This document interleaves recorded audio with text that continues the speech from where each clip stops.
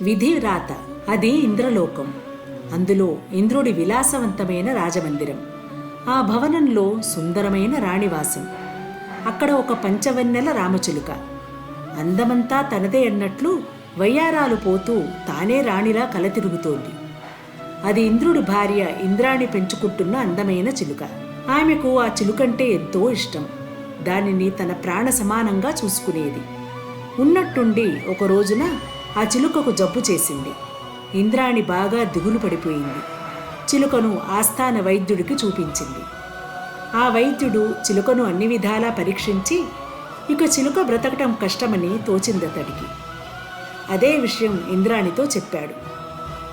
ఆ మాట విన్న ఇంద్రాణి హతాశురాలైంది. పరుగు పరుగున ఇంద్రుడి వద్దకు వెళ్ళింది.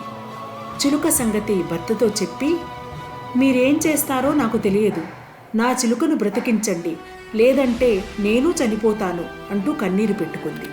ఒక చిలుకతో ఆమెకు ఉన్న అనుబంధానికి ఇంద్రుడు ఆశ్చర్యపోయాడు. ఆమెను దగ్గరకు తీసుకుని ఓదారుస్తూ, దీనికే ఇంత ఏడవటం దేనికి? అందరి తలరాతలు రాసేది బ్రహ్మే కదా, నేను వెళ్ళి ఆయన్ని ప్రార్థిస్తాను, నువ్వేం దిగులు పడకు అని బ్రహ్మ దగ్గరికి వెళ్ళాడు.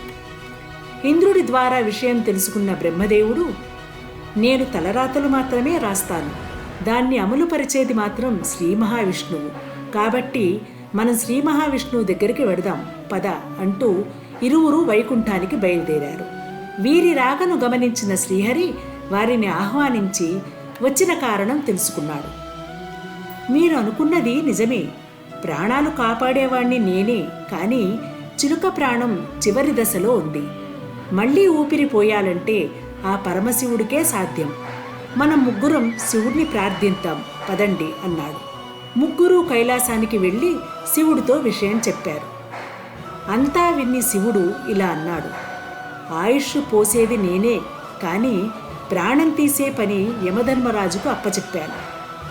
అతని పనికి నేను అంతరాయం కలిగించకూడదు, కాబట్టి మనం వెళ్ళి యమధర్మరాజును అడుగుదాం పదండి అన్నాడు. ఇలా అందరూ కలిసి యముడి కోసం యమపురికి బయలుదేరారు.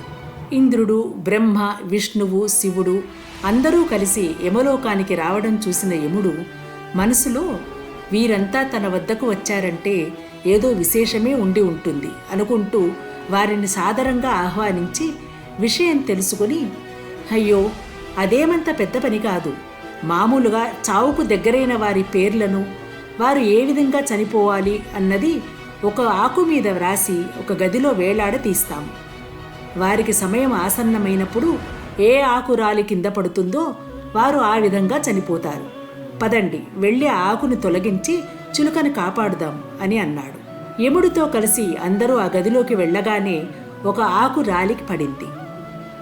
ఆ ఆకు ఎవరిదో, అందులో ఏమి రాసి ఉందో చూద్దామని ఆ ఆకును తీసి చూడగా ఆ ఆకుపై చిలుక మరణానికి కారణం ఇలా రాసి ఉంది. ఎప్పుడైతే ఈ గదిలోకి ఇంద్రుడు, బ్రహ్మ, శివుడు, విష్ణువు, యమధర్మరాజు కలిసి వస్తారో అప్పుడు చిలుకకు మరణం అని రాసి ఉంది. విధి అంటే ఇదే కదా. విధి వ్రాతను ఎవ్వరూ తప్పించుకోలేరు, అలా అని విధిని ఎవ్వరూ మార్చలేరు. ఈ వీడియో మీకు నచ్చినట్లయితే లైక్ చేయండి, షేర్ చేయండి, మా ఛానల్ని సబ్స్క్రైబ్ చేయండి.